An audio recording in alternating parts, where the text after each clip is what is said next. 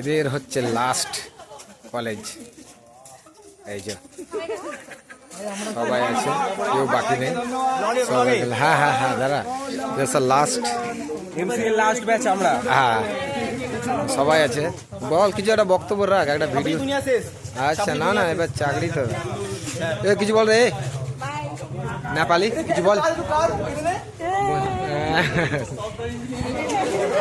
Photo তুলে এটাই হচ্ছে আমাদের। ঠিক আছে, এদের তো এই বছরই লাস্ট। এরা আজকে এসছে, আবার কবে আসবে ঠিক নেই।